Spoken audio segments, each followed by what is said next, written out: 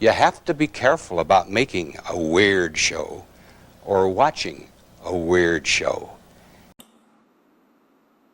Hello, this is Greg Smalley on Pod 366, a Weird Movies podcast, joined today by the ubiquitous Giles Edwards. Hello, everybody. And our special guest, Richard Bailey, the Dallas-based filmmaker whose latest film, Howler, we will be discussing later in the show. Also known for A Ship of Human Skin and King Judith, two we've reviewed, and I believe some other films too. Hello, Richard. Hello, thank you very much for having me back. Yes, he's also been a guest here before. Today we are going to start out first by describing some new releases. Some of these are releases that came out a bit earlier that we were unable to get to at the time. Others are brand new. But this is the slate of films that we have to discuss today. Do you all see 5 stills? Yeah. Okay. We do. Well, let's begin with this one, which I think is the big debut of the week, new debut in theaters. Giles, can you describe this image for... Yes. This is a black and white still from a recent adventure movie. Wooded backdrop, and in the foreground we see a fellow who's on the younger side of middle age, though with a full growth of somewhat scraggly beard. He's got a white collared shirt on that has been spattered with something, and a little leather strap over his shoulder suggesting a satchel. And of course, it's worth mentioning that this fellow is wearing a very classical adventurer style hat, and he seems to be in mid-conversation with a slightly shorter fellow wearing a kind of trendy, neat-looking leather jacket, a black, possibly turtleneck, with it worth also mentioning that this other individual's head is an old cathode ray television, as in very old, as in, I want to say maybe 60 to 70 years old, perhaps even more. Okay, and this still is from the new theatrical release, Obex, which actually debuted last year at Sundance around this time and has been was on the festival tour throughout 2025 and is now getting a theatrical release. It's getting a fairly decent theatrical release for this kind of movie. Sometimes movies like this will only appear in New York City or Los Angeles. This is a little bit across the country, although nowhere near me. It will also be on VOD in, I believe, February 13th is the date that will be appearing. Giles has actually seen this film, so I'm going to let Giles give us a brief synopsis of this film and describe its style before going Sure. forward. This is, let's see, this takes place, I believe, in the mid-'80s. And the fellow we see on the left here is, he is something of a shut-in, and he has an interest in computers. And so, yeah, excuse, here we go. The year is 1987. And main character here, Connor, who befriends the television-headed gentleman over the course of his doings, is a man with a dog in a small home, and he seems to, his work, such as one can guess, seems to be making portraits of people. If they send him a snapshot of themselves and $5, he'll draw them with his computer. And there's a wonderful early scene in which you hear some lively classical music queued up, and he sits there, gets into a sort of trance-like state, and taps masterfully across his keyboard, making a collage from all manner of things like brackets, parentheses, marks, semicolons, periods, creating a kind of a punctuation full screen size image of whoever has sent him a photograph of themselves. And he does this service for you for a mere $5. if you send it to him back, of course, in 1987. And he's a big computer junkie and otherwise tech junkie, and advertised in this same magazine that he offers his services is this new game called Obex, which claims that if you send them some pictures of yourself, some video capture, and say the name of a pet, they'll incorporate you into their video game. And so he dutifully performs for the camera the basic moves and so on that he hopes to see himself starring in this computerized fantasy adventure. And he gets it, and it's a kind of mediocre little thing, a little cute, little bit of a throwaway, but no matter.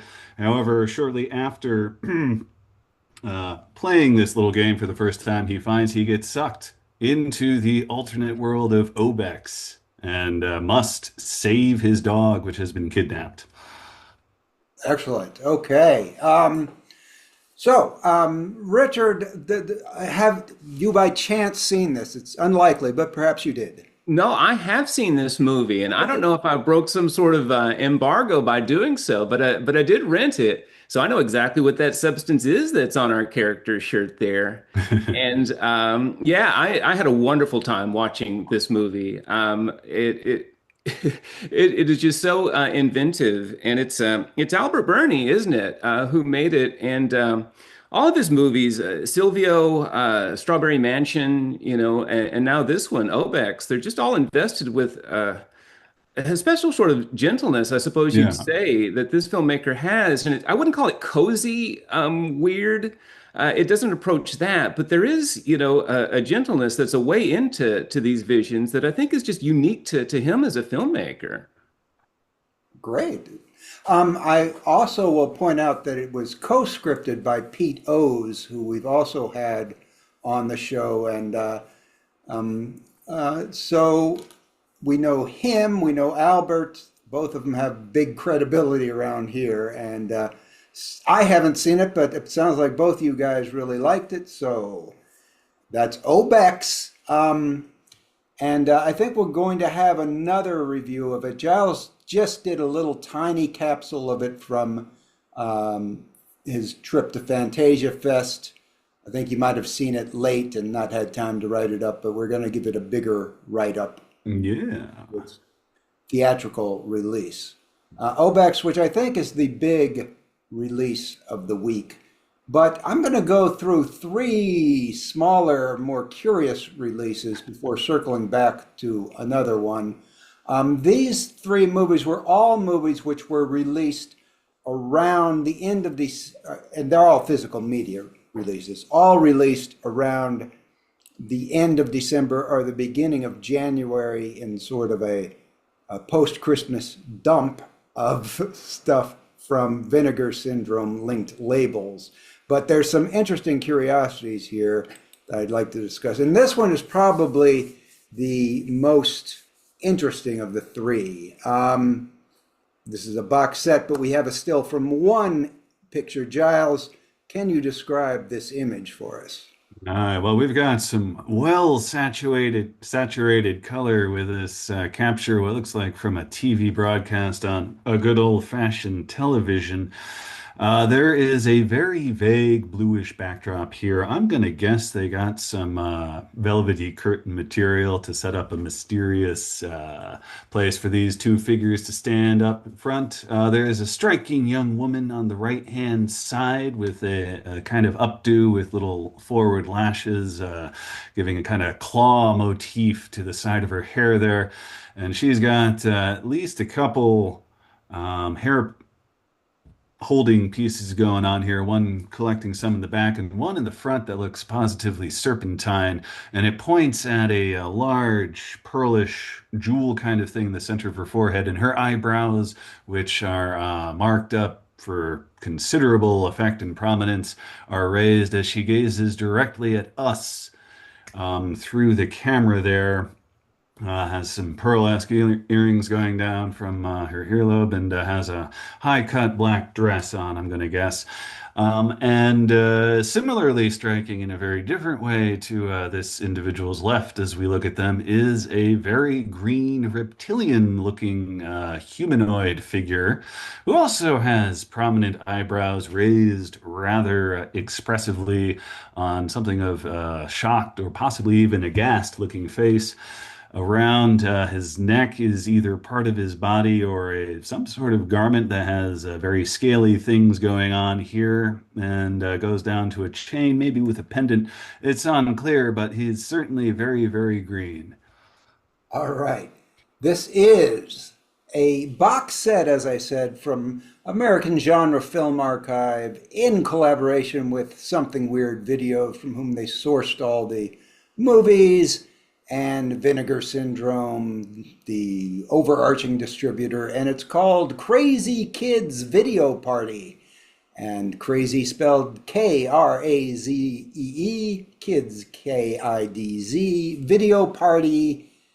And it is a selection of what one of our writers, I think he didn't come up with this term, but he wrote an article for us about children's grindhouse films, by which he means films that were made often by exploitation film directors to exploit the children's market with very, very low budgets, no special effects, kind of fantasy or fairy tale themes.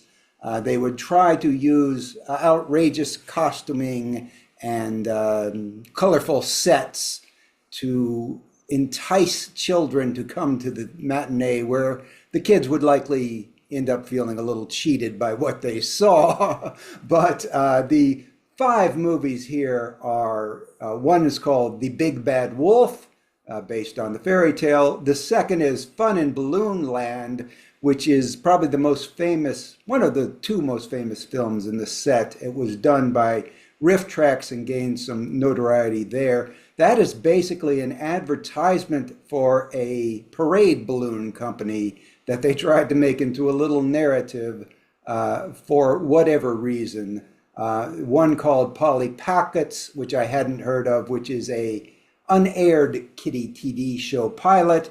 The Princess and the Magic Frog, another fairy tale based one. And then sort of the big outlier, I think, is the one we have the still from. It's called Kingdom of Crooked Mirrors, and it doesn't really fit in with the other ones because it is a Soviet movie. And it's a Soviet movie made for children, but it actually has a pretty good reputation and a high IMDb rating compared to the other ones. And it is in our reader suggestion queue.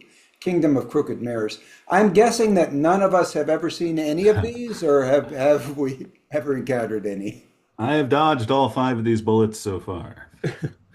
I haven't seen them either, but I am tremendously intrigued by this collection, and I really like the article that y'all have on the side on children's grindhouse cinema. I think that's a great title for an article and a great investigation into this type of work, and I would encourage people to go read that, the review. I would only add to it that the way that I suppose children's stories, fairy tales, or the way that fables work, using artifice as a way to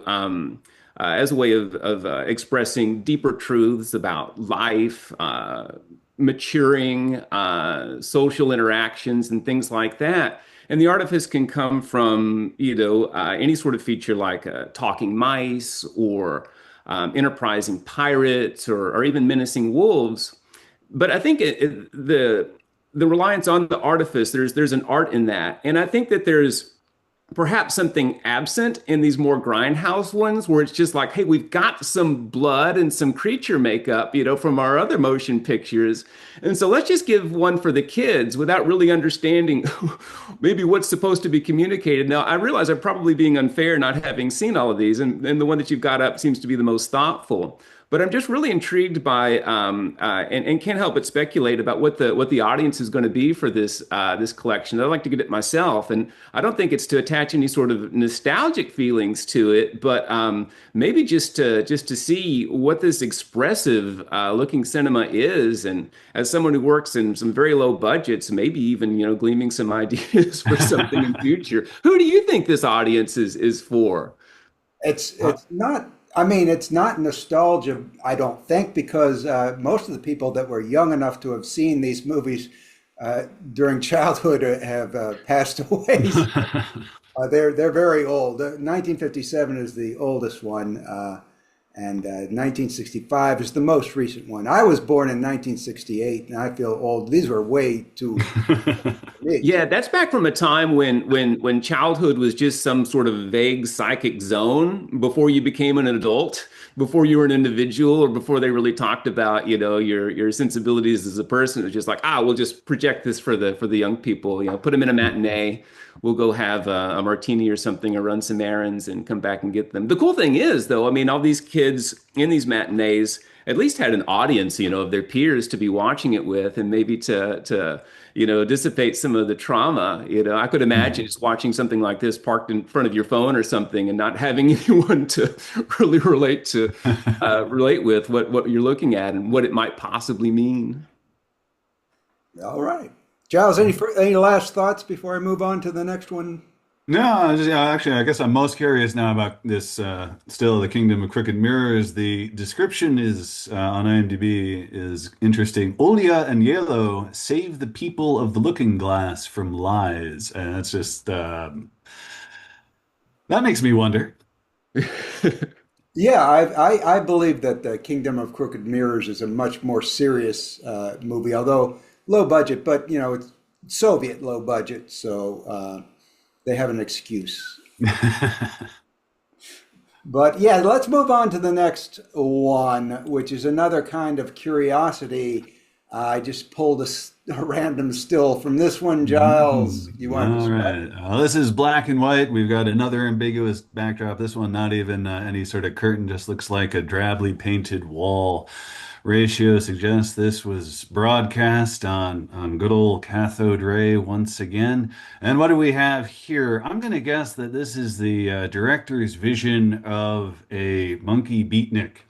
Got a sort of almost beanie style cap going on, some white glasses frames on this monkey. They're near I got one hand of theirs resting on a hi-hat cymbal thing, and the other is resting on the smaller of the paired bongos that seem to only come in twos, and that's resting on, I'm going to guess, maybe a little cafe style tablecloth thing going on there. So who knows what spiky truths this entity is going to be laying down during this clip, but all told, it's a bit odd looking, if in a sort of, well, if we imagine odd looking, we might see something like this kind of way.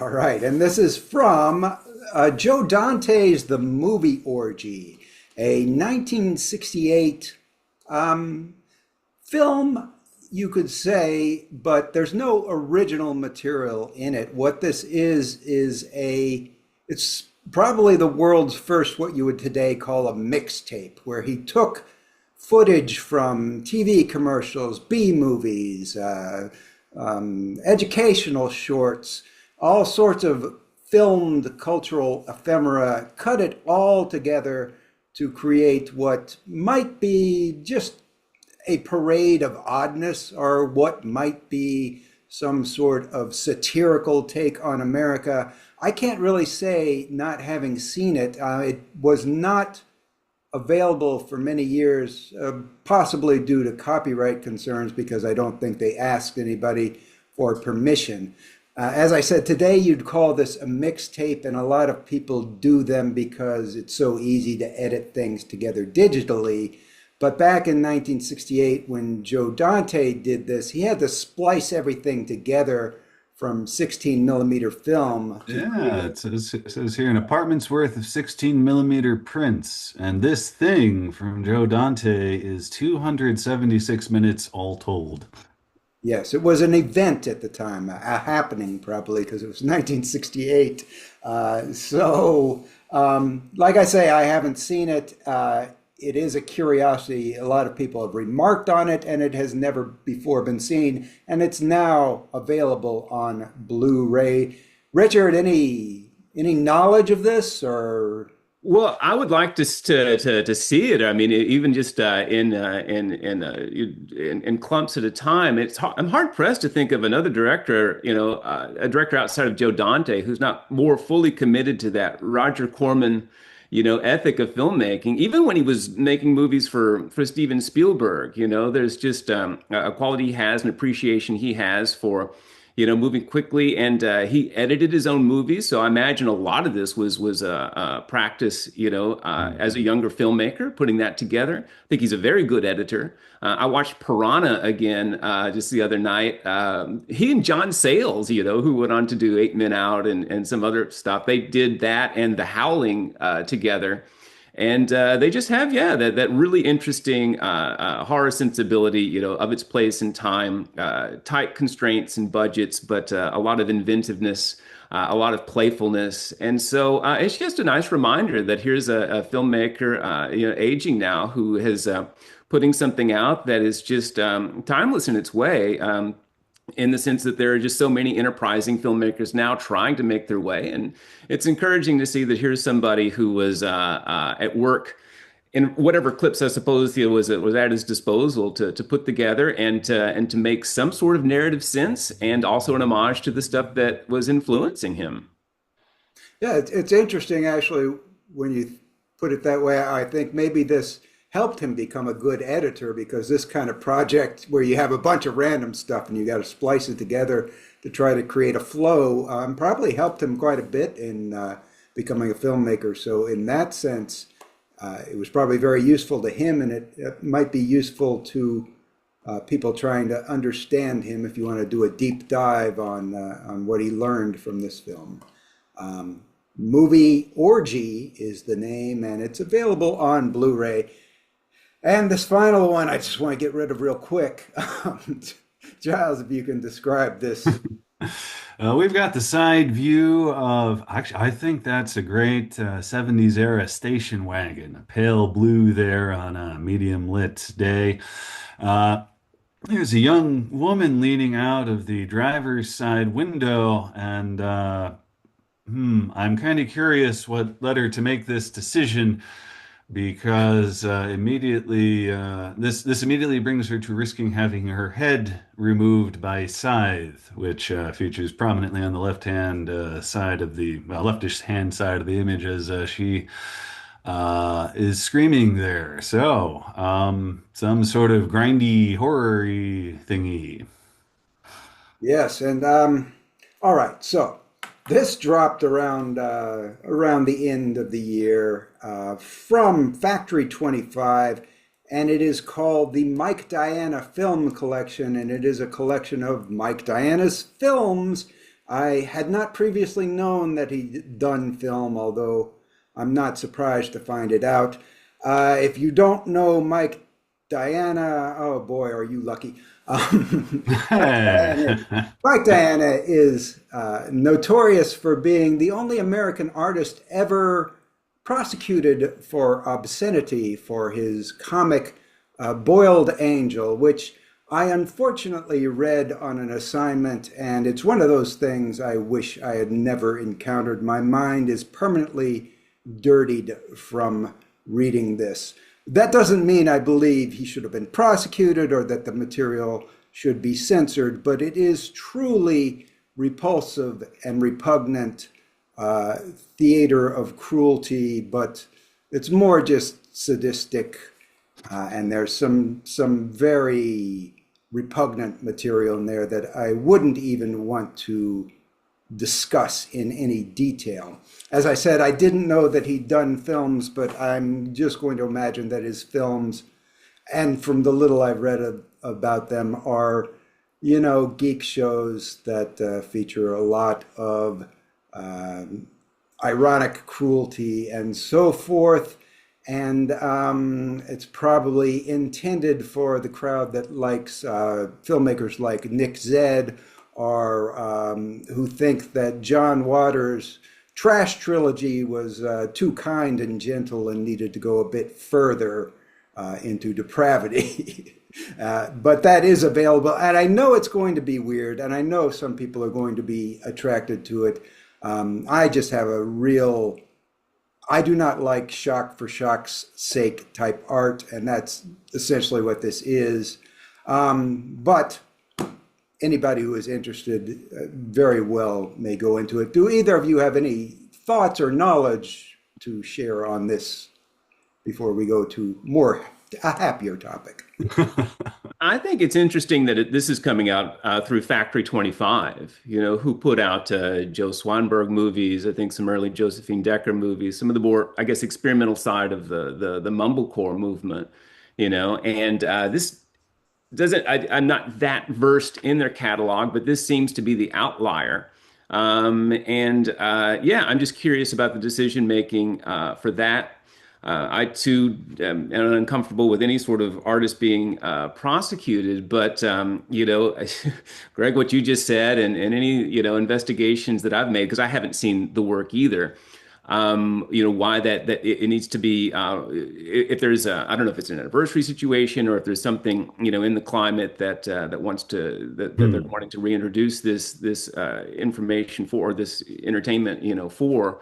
Or perhaps it's more than entertainment. Perhaps it's some sort of, I don't know, transgressive shove, in the sternum to, I don't know, wake us up. It doesn't sound immediately appealing to me, and I'll confess, but I'd just be curious as to the reasons for it and how it came to Factory 25 to put it out and to release it. I'm curious about that story.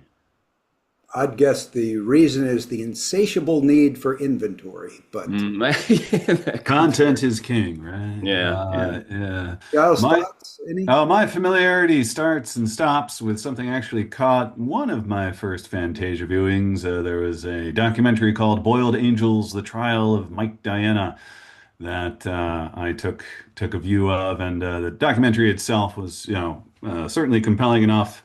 And but very much a talking heads kind of affair, but it constantly around the periphery and throughout we'd see some drawings from this individual, which I describe as gee whiz colorful meets Dear God.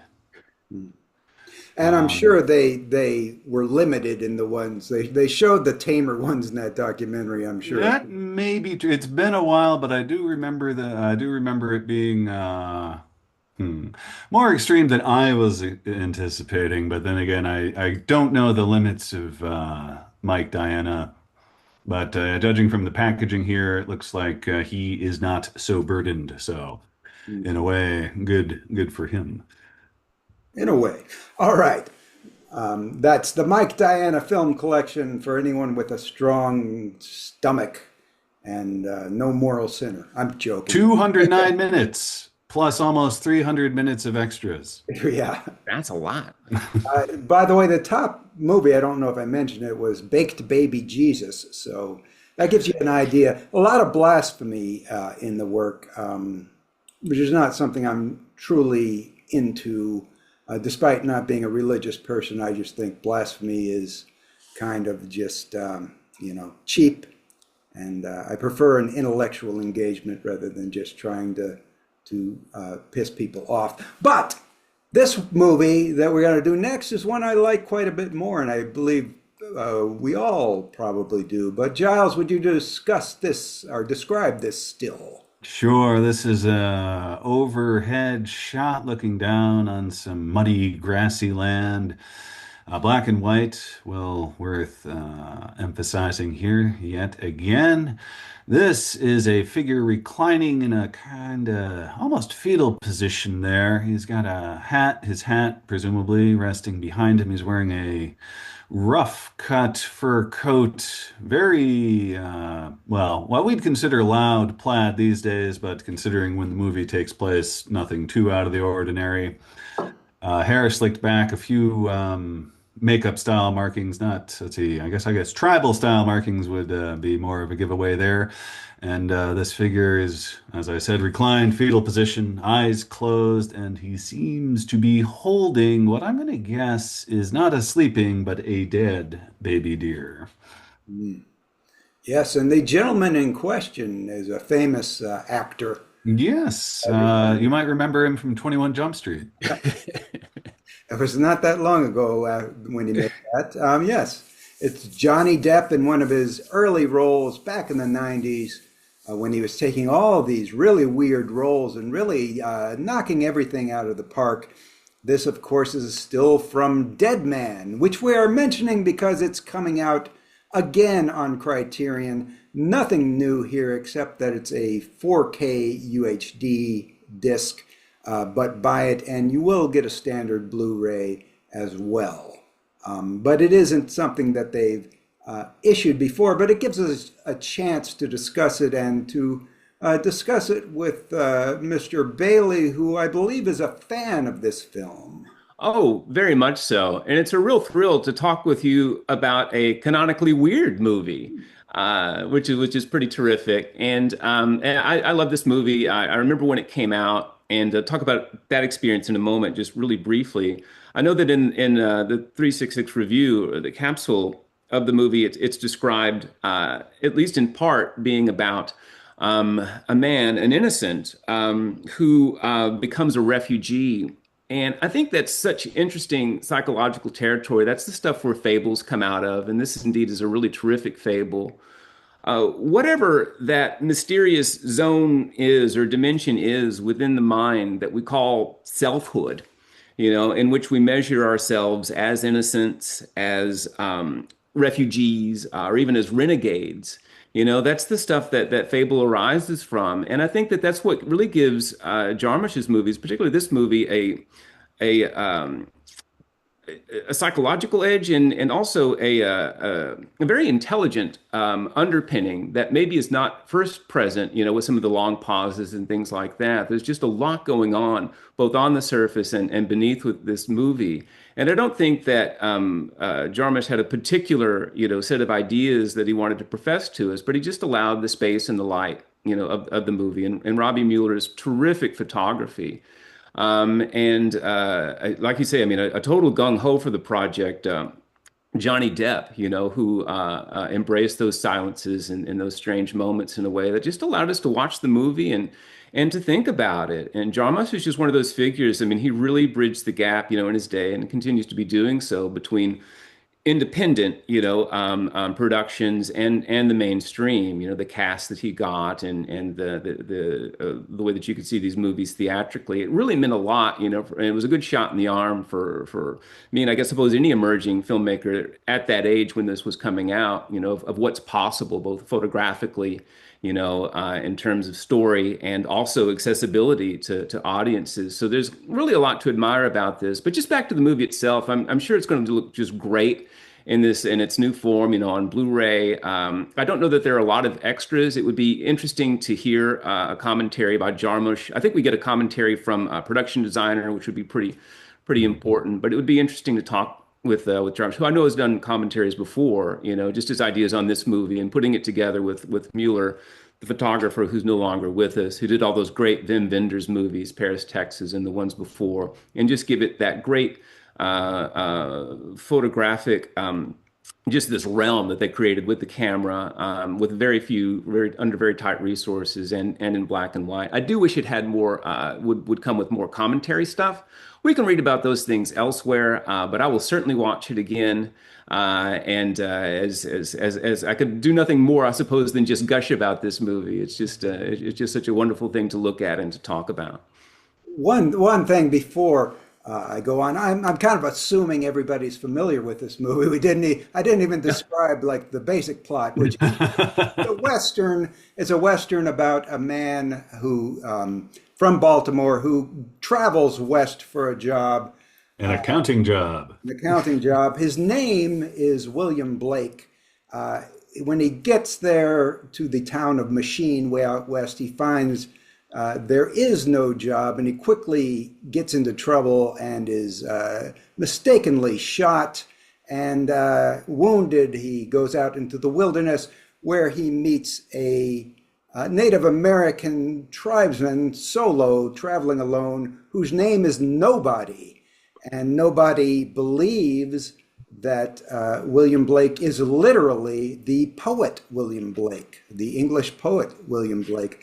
And Nobody is just one of those great characters that only Jarmusch could come up with, I think. Played masterfully by Gary Farmer, and he adds a lot to the movie. So, having just done that, Giles, do you have any comments on the movie in general?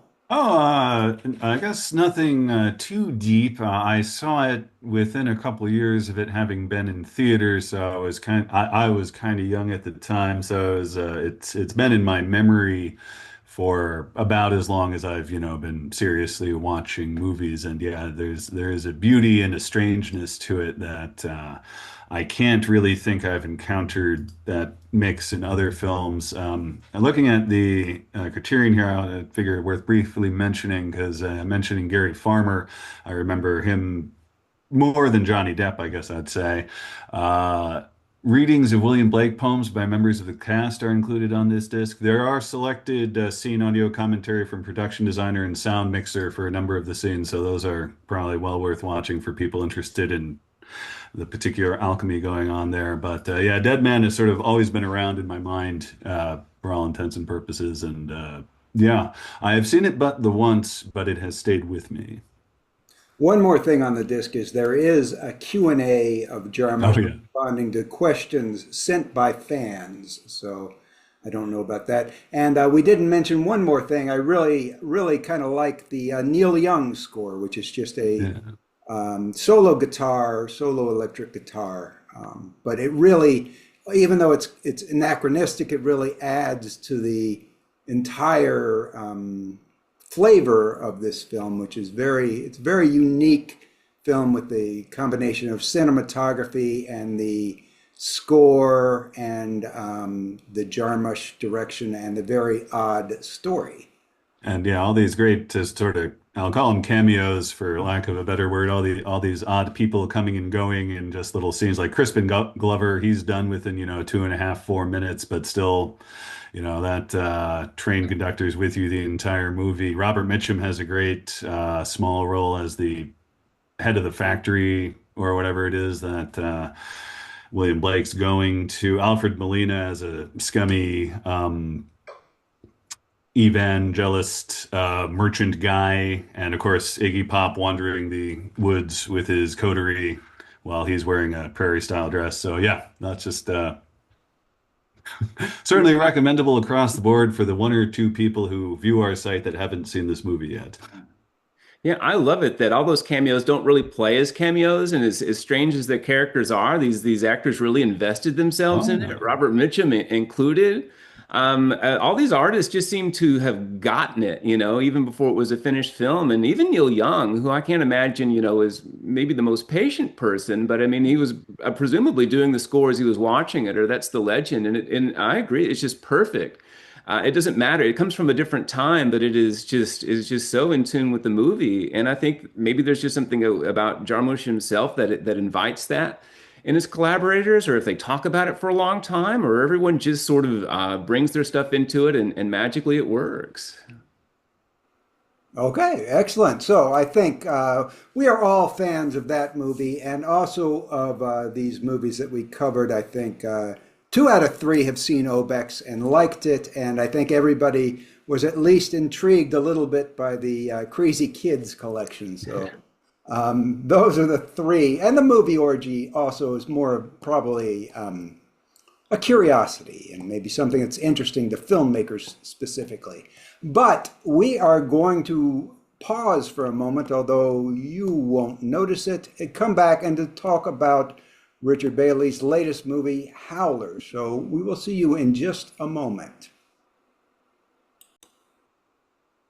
Hello, and we are back again with Richard Bailey, the ubiquitous Giles Edwards, and so forth, and to talk about Howler, Richard's latest movie, which is available on Amazon Prime at this time. Any word on any future places it might stream?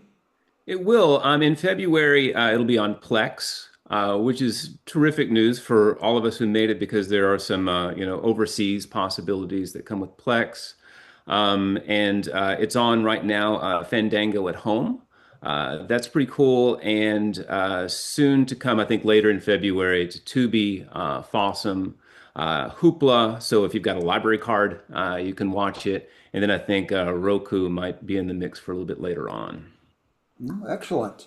Um, so I guess, Giles, I've seen the film, but you wrote it up. So would you like I to try describing the plot as best you can?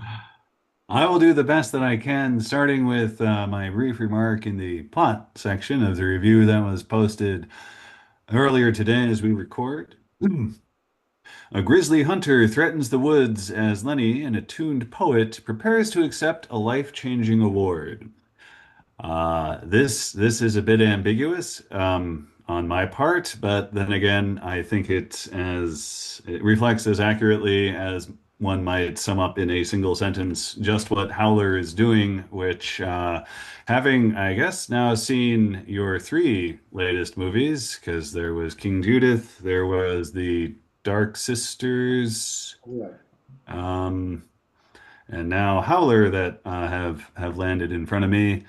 There's a thing that you at least tend to be doing for at least these three movies, in that you're less interested in plot than many filmmakers and more in exploration of ideas and expressing ideas. Yeah, I think, cinema mimics dreams really well, and so I try to lean into that. And I do enjoy tightly scripted content, maybe a detective story that's, like watchmaking and things like that. And I do appreciate content like that. For me, it's a pragmatic answer, and it's also an answer that speaks toward my imagination. The pragmatic end first is that well, these are DIY affairs. These movies are, and there's the resource I have with the actors is probably my best resource. They're absolutely marvelous. But to do something that's strictly plotted, that really relies on, one scene following the next with some real continuity is difficult to do unless you have some time, to make these movies and to do multiple takes and such to really make them, cohere in a pretty serious way. So we kind of lean into the DIY aspect, which doesn't allow us a whole lot of time, for different scenes and for setups. But also something that I just enjoy about cinema is how it works as a dream. There's enough connective tissue, I hope, in the movies that I make that gives some sense of a through line, hopefully some sense of inevitability, that by the time that one gets to the end of the movie, it's like, okay, I don't have, these pulse points that necessarily, I can point to, like, or one-to-one correlatives between, a scene or an utterance and an exact meaning. But there is, hopefully a sense of like with dreams, it's like, yes, there's enough information there and enough, hopefully, delight, at the end of it that one feels like one's had an experience. And so I keep the running times of these movies pretty short. I know that there is an expectation, toward longer content to have it, something that arrives at a summation. So I do keep the audience's interest in my interest while making them. But I think that I'm always and forever interested in what, as I said before, what cinema can do as a dream. Watching Fellini movies, David Lynch movies, of course. Well, we were talking about Albert Birney a moment ago. I think to the extent there of what that filmmaker is doing. And I think there's not a lot of it. When I talk with other filmmakers, whether emerging or established, who are doing DIY type of work, there is this idea toward recreating, in a sense, some of their favorite movies or some of their favorite movie moments, giving their own spin on it. And I think that for me, there's just something really more freeing and more enjoyable, and hopefully for the actors too, to wander into new territory, sometimes new psychic territory, by having characters who don't aren't necessarily married to the tools of their job that they do. Like they're not police officers. Well, there are some police officers in my movies, but they're not beholden to a procedural thing with that. They kind of limit that. Their imaginative life comes into it. And so, yeah, that's the way we do these things. It comes, from a pragmatic point of view. It's like, well, I have only such resources at my disposal. These scenes have to join together in a particular sort of way. I've got an interior that's available to me, a section of exterior that's available to me. How do they narratively mesh? Well, we'll we'll bring in, some thoughtfulness and some discourse and maybe some dreamy elements to help aid that. Yeah. It's actually another, you're talking about DIY contemporaries, make me think of Joe Badon, who also has, shall we say, a dreamlike thing that I believe he's trying to pursue. However, his is, I'll just say, and I mean this no disrespect to either of you, a much more highly caffeinated dream than, Yeah. one of your movies is, where it's sort of more of a feeling your way forward as opposed to, crashing through a series of, odd encounters and the like there.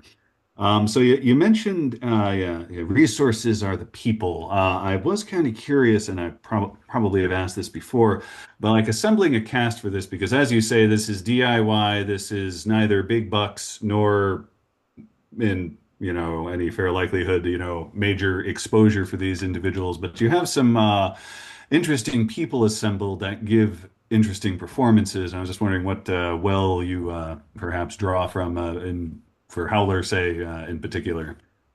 Yeah, well, I enjoy saying this because it is true that I'm the beneficiary of some terrific performances, throughout these movies, and I'm finally able to work with theatrical actors in the North Texas area, who are regularly doing, some meaningful plays, experimental plays, directing their own plays and such. So there's, presumably, fulfillment, in their lives with the acting that they get to do. On audiences for audiences, night after night, during the run of a play, or a few plays during the course of a year. So that I think is their ultimate fulfillment, as artists. They're doing that on a daily basis, and I think that they lend their talents to me. Because I've been watching these folks on stage. I'm an avid live theater goer. I think it's a great artistic source. There's you're watching with public, anything, there's that sense of anything can happen, in live theater, and there's just something really pleasant about that. It's a great evening out. And so I've watched them, I've seen them perform in a variety of different ways, and so it's not difficult then for me, or hasn't been difficult so far, to imagine a character, some utterances, some a run of dialogue that they might immediately sort of twig to or think, oh, this is interesting, I'd like to go with that. And so that's really it. I've just over time have developed a rapport with live theater actors. And when I approach them with these movies, they've been extraordinarily hospitable to me, in most cases, by saying yes. And then I'm very careful with their time and how we schedule these things. And so their commitment is obviously, there's a lot of lines in these movies to memorize and to be in these places, but I try to make it as unobtrusive as possible. And yeah, I'm just so grateful that they come into it. And that's the way, that's the move. I try to do a movie a year. That's the way it's working out. Howler is out now. I'm finishing up one for later this year called Dreadnought, and then later this year we shoot another one called right now called Pagan Phase, which is an interesting sort of title. We'll see if that one sticks. And so to do a movie a year with people who, like I say, I mean, have some artistic fulfillment in their lives, who are comfortable with large tracts of dialogue and like the way that these movies look. That's a big part of it too. You're not going to get them to come around unless the movie looks terrific. And so on the technical end, it's just two of us on the crew, but we've got some experience, in cameras and editing and putting together the sound and stuff, that we feel like we can accommodate them pretty well with a good visual package as well. So yeah, mentioning the actors and the sources, I guess it might do well to clarify a little bit what's going on here. There's this main character is Lenny. She is pretty much seems a lifelong poet for the longest time. Just shared it, at home with her son.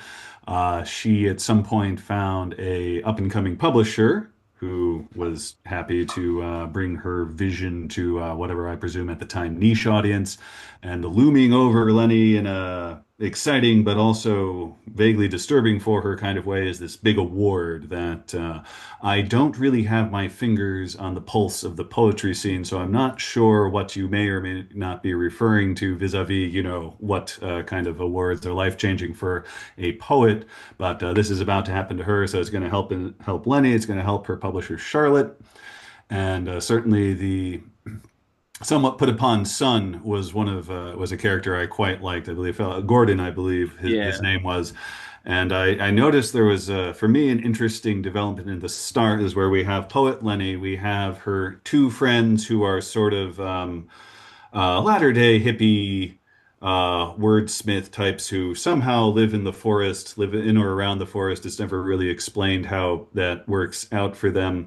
And they're acting in one particular way, and then grounded in a much more traditional, shall we say, for the screen kind of acting is character Gordon, who is like, okay, this person is acting like I expect shall we say, a person to be behaving in this context, and also Charlotte, the publisher.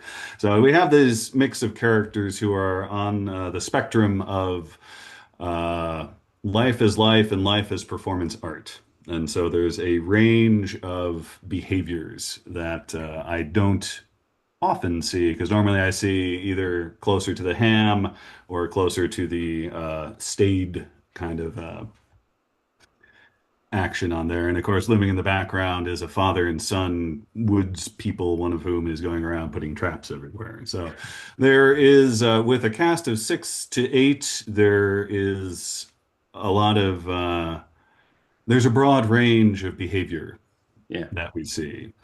And of course, there's that disillusioned poet character as well, who is somehow straddling between normal and elevated characteristic there. So I've seen King Judith. That's your take on the police procedural. I have seen The Dark Sisters. That's your take on, we'll say, philosophical slasher. You are, by and large, consider yourself a poet. So what brought you to finally talk about what you do and are trying to do explicitly, as opposed to through a layer of remove narratively? Yeah, I appreciate that. I appreciate everything you said and in the review, about the plot and how it works. And for me, in doing a movie a year, I do get the opportunity, to you know, obviously make a movie that is hopefully appealing to people, that has good in production values and interesting performances and interesting characters for the actors to perform. But also you get to, not in a way that I hope approaches preaching or professing any sort of idea, but also get to express a little bit about what's on my mind. And it seems like a ghost story or any sort of a movie that's got a haunted element to it, things that fall away. And I think all of the characters are talking about that. Things that fall away. The publishing character, Jenny Liddell, who's been with us on a couple of movies now, and she's worried about everything that she's sacrificed, or she doesn't see it that way, but everything that she's put on hold to make this small publishing press, this small press work, with Lenny the Poet. And everybody's got some pretty serious skin in the game, toward art and culture. And these things they believe, and I suppose my thinking is that art, matters of culture, are not an indulgence, at all. I mean, they are essential. I think it's Sally Mann, the photographer, has a new memoir out, and she puts it, I think, in a really interesting way. This idea of fulfilling your dreams, if you're going to be an artist, and she doesn't like it that way. There's something infantilizing about that. We're not trying to live up to our dream, some idea of fame or some idea of being a filmmaker, of any sort of renown. It's just really a matter of following the signals, from whatever that antenna is that gives you your ideas and the stuff that makes you feel. And for me, what was making me feel is the stuff that was falling away. A lot of small presses, some people who I'd known, passing away. You wonder about those things like legacy. I have a tremendous interest in outsider art, underground sources of publication and things. And there's something fantastic when those folks are alive and putting that work out in the world. And then you sort of wonder, about what it might all mean, or how we preserve the aptness of some of those ideas, once those people are gone. And so the one poet there at the end who's talking with Linda, brings these things up, and it's all spoken, like a ghost story.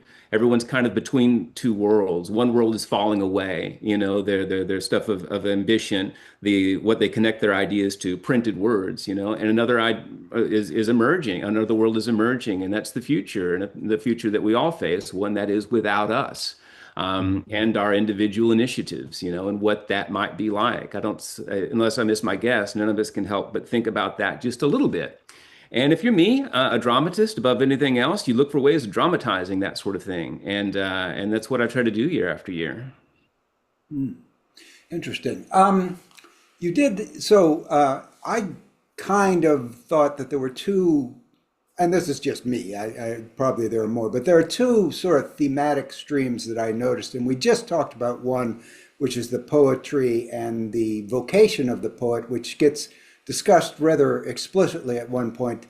The other kind of theme that I noticed that I wanted to see if you could expand upon is the concept of nature and our relationship to nature, because there's a lot of nature in this. There is, I think, the sort of most villainous character is a person who transgresses sort of the natural order of the way humans are supposed to interact with nature by creating these cruel traps that his father's trying to teach him how to hunt properly and traditionally so that he is in concert with nature. But do you agree that that was a major theme that you were trying to explore in this as well?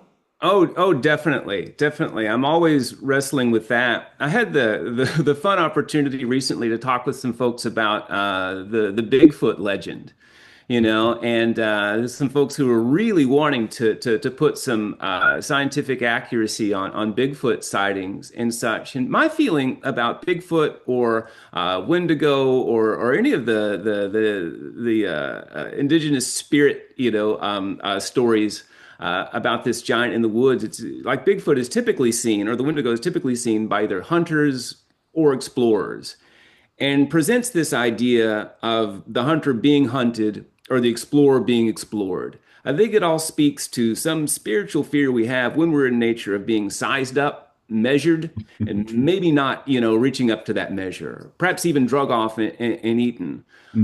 It's really easy for us to see the natural world as a background. I think it's harder and harder for us to see ourselves as part of this ecology. We're part of all of it. We're being looked at, and some of it too is in William Burroughs' idea in Naked Lunch, and the way that he described coming up with the title Naked Lunch, as that frozen moment one realizes what's on the edge of one's fork, that we can't be human without trespassing, in the world. And I think that uneasy sensibility just sort of happens when we're in the woods. We can't see the horizon, even though our eyes are doing a good job of adjusting to the light, the way that the sunlight falls through the trees, sort of in patches, so this sort of strobing effect as we move. I think on a subliminal level, it affects us. And I think it gives rise to stories, like Bigfoot. And this is my Bigfoot story, that Hunter in the Woods. And this is the third movie, where the one that I'm working on now will be the third, where we have this mysterious hunter character who seems to be that spiritual measuring influence, where we look at nature and we're not quite sure what's looking back at us, but we know it's probably going to be to our tremendous disadvantage if we look away, turn our back on, or try to ignore. Excellent.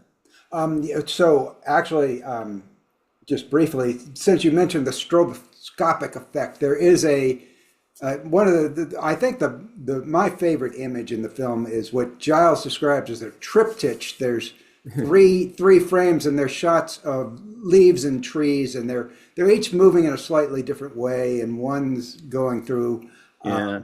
and you get that stroboscopic effect. It's a very beautiful image, and it's neat the way it's divided into three parts that are all connected but look different. I wish we had that image, but I don't have that image to share. But if we ask the filmmaker nicely, they might be able to drum that up for us.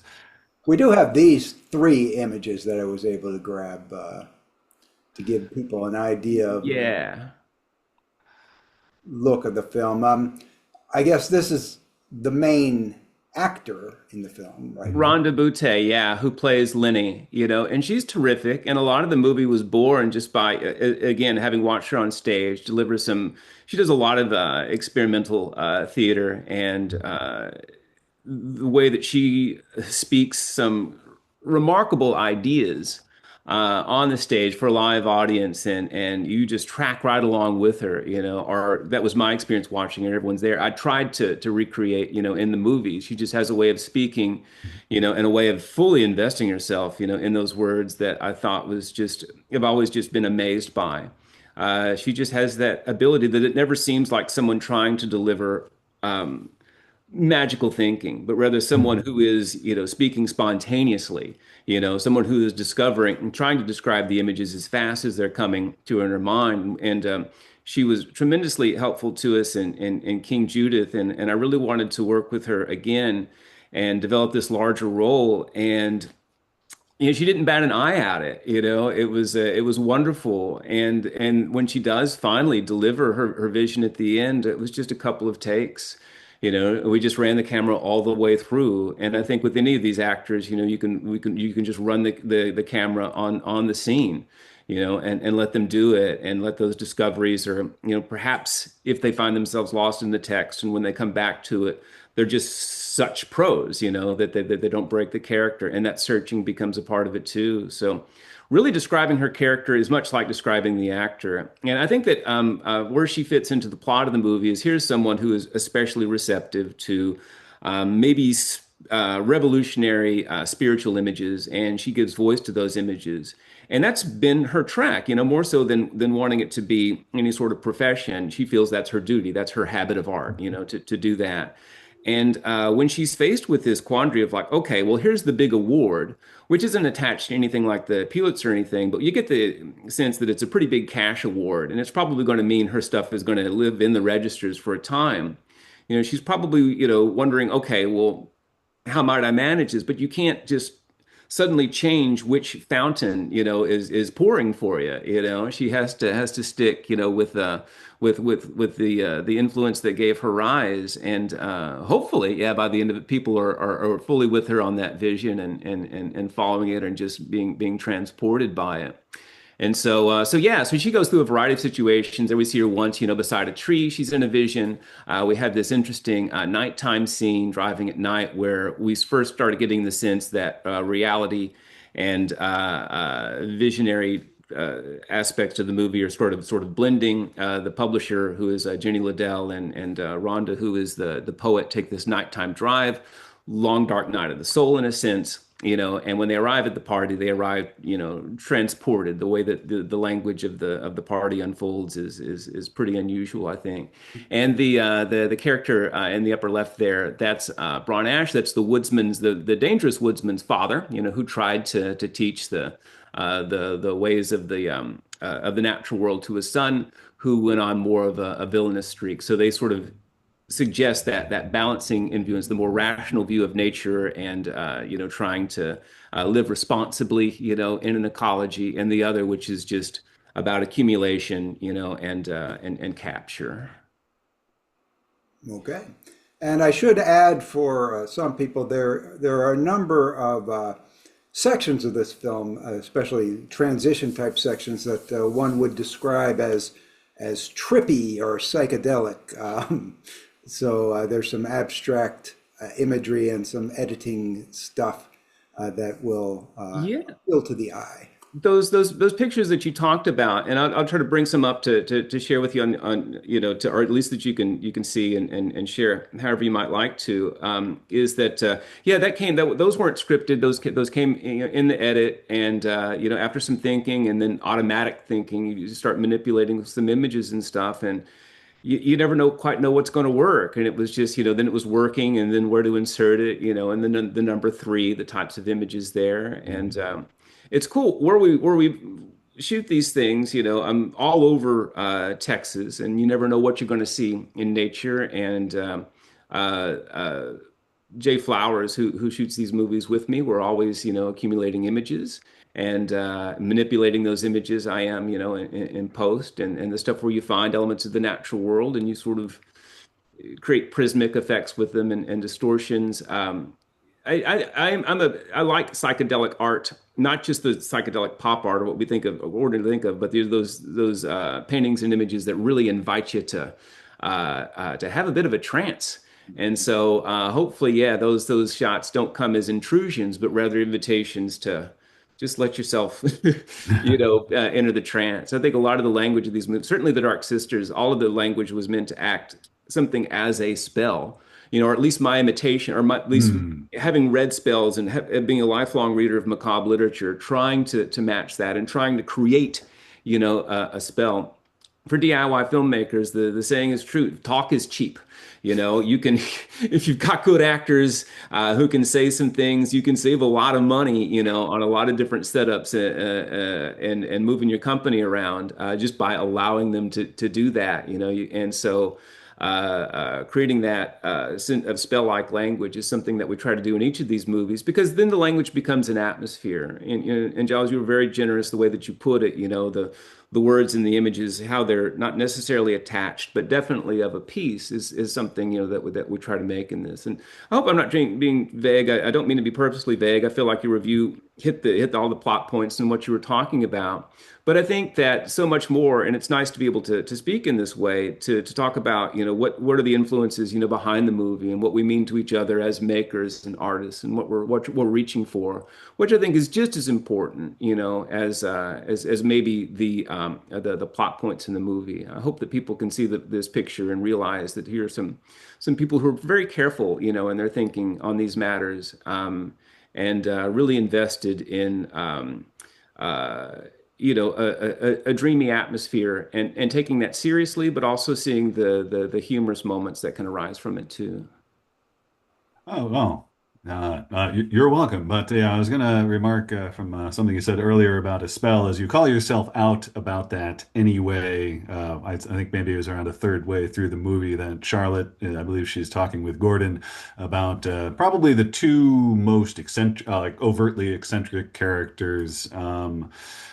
Performed, I'd say Noel and Bert, the two kind of aging happy hippie types that Charlotte remarks how their words are, not so much explaining anything, but seem ritualistic in their form and delivery there. So you're obviously, as much as there is ambiguity into what you're trying to nail down here, you're aware of it, and aren't presenting yourself as a be all end all source of knowledge, and this is what this means. As when Greg said that it was only his interpretations, we're like, well, yeah, we're all going to have our own interpretation of what's going on here, because it's the film is doing what it's doing. And yeah, so, I appreciate that. Yeah, and the actors, the couple, they're magnificent. I thought they were wonderful, and they also signals to, like, there are people who follow these sorts of signals or follow these impulses, toward the artful life, or at least toward expression, or, maybe even the outsider kind of life, or another kind of life, who aren't writing things or painting things, but nevertheless are in tune, with a variety of different messages and signals or interpretations of the world, and they're unapologetic about it.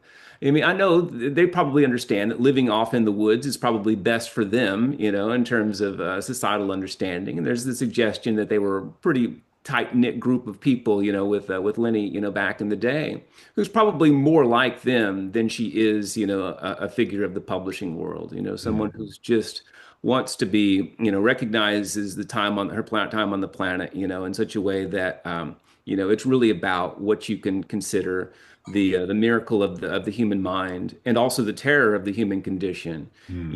and maybe living is just thinking about that and weighing those things, and anything that we want to attach a commercial aspect to, in art, could be problematic. Yes, I know. What was that? I believe Norman is the kind of Yeah. You jaded know, is a little too strong a word, but definitely a self-doubting poet fella. And yes, the remark conversation with him discussing annihilation, yeah. not only of the body but of the self as Yeah. we are perceived and ultimately remembered or not.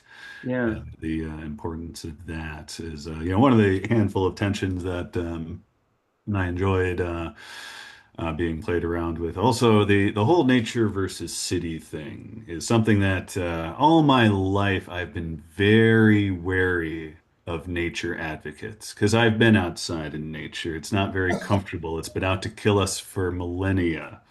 And yet I hear these, praises heaped on it in a way that I don't really see heaped on, what I'd call more traditional society, urban and so on. Obviously there are, fans of the big city, but it's like, humanity versus the opposition, nature, and the tension there as well is something that came to my mind when watching this movie. And I guess I kind of appreciated that. At least through your characters, you talk about a grandeur of nature, a magnificence of nature, but don't totally discount, oh, there's the city too, and at least that's okay. Yeah. Um, Yeah, yeah, I agree, and part of that, I guess vacillating or between the experiences, or the ambivalence, arrives from the fact that I grew up quite remotely, on a farm. There's When you're 12 years old and responsible for, like a dozen head of cattle, and knowing that however you're feeling that way that day as an individual is how those animals' lives are going to go. Maybe I don't feel like, hurting everyone to where the pond is, or, carrying that hay around, but it doesn't really matter. What you're thinking and how you motivate yourself to, I guess, be a good steward on a farm, with animals that rely on you, is an awesome responsibility, awesome in the whole sense of that word, and it was such a responsibility, and I would put a burden to it that, when I was 17, I left the farm and didn't want to return to it. I was a person for cities. It's something I always anticipated. And yet, given the digital technology the way that it is, over the last few years, I've been able to make these movies, and they all, examine, they're all shot outdoors, for the most part, the Howler being an exception with a lot of indoor stuff. And so maybe there's a lot to analyze, about myself there. But yeah, just always thinking about, these people in nature, and these vast areas that, and their place in it. Is I don't make or haven't yet made any sort of urban center movie, or the lives of city dwellers, or if they are, that I put them in a long dark night, in the woods. And I think that's forever going to be something that I think about. And it comes back to pragmatism too. When the sun is your sole light source, well, I mean, you can do you wait for the right time of day, and you can get a lot of scenes done, should the weather be cooperating with you. And there's a lot that you can do there. But yeah, I'm always fascinated by that. I hope I appreciate what you said, and hopefully it's true. It doesn't seem like any sort of easy answers, or suggesting, well, we all need to go, just live out on a few acres of land quietly, because I don't think that's the way of happiness either. I think that we've just always going to have this burden, in our minds, and it's going to invest itself in our dreams. Where are we as a species and as an individual in relationship to the natural world, which somehow seems to be reliant upon us, and also utterly ambivalent to us as well. Can't help but feel that way. If there's one, I'd say, concrete message from you as the filmmaker, and certainly from a number of the characters, Lenny, and I imagine others within the movie, and certainly other characters talking about Lenny, is the importance of forging our own path. If I were to say there's one definite message from the director, writer, yourself there, is that we are all on our own paths here, and we need to do we need to do what we must do, I guess, is maybe a seal, but certainly a quick way to describe what I think is the only concrete message I got from Howler here. Yeah, that seems true. You got to pay attention to, the stuff that's put in front of you in terms of opportunities. We all kind of can live in that vague space around here, which is this ambitious space. And I think when you lean into, the different, you could, I think there are signposts available to us all, when we're looking at it, and maybe it doesn't match that ambitious idea we have, but I think there are directives toward the life that we're supposed to lead, or at least one that's more happiness, that's more, accommodating to us, makes us better friends, better, spouses, better everything, if we just open up and pay attention. For me, I'm very fortunate. It's very as difficult as it is to make movies, somehow, by practicing this. I'm sort of the friend I want to be, and the partner I want to be. It just sort of it gives you that, as difficult as it is, and there are all these hurdles. But I think in practicing filmmaking, here comes that pragmatism again. It's just sort of built into it. Those struggles and realizations, and asking yourself deep in the night, what am I doing? I'm not getting younger. Just the opposite is happening, and then you take stock of, well, this is pretty good. We got another movie coming, and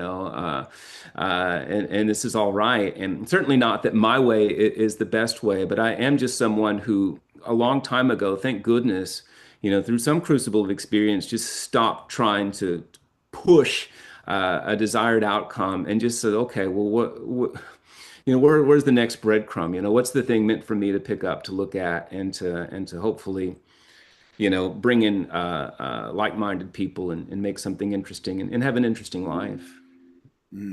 Well, that's good. I think I had incorrectly put up a timer before, just learning how to use it, and now it is correct, and it's showing we have just over a minute left. So if there are any final thoughts anybody wants to add, we have a minute.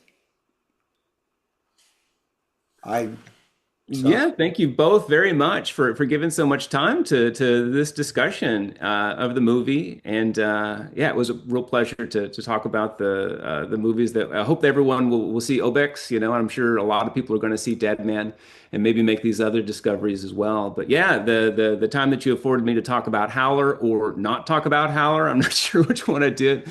Really appreciate it. I hope people will watch the movie and like it. And of course, always check out 366 Weird Movies. That's where the best discourse is on underground and strange movies.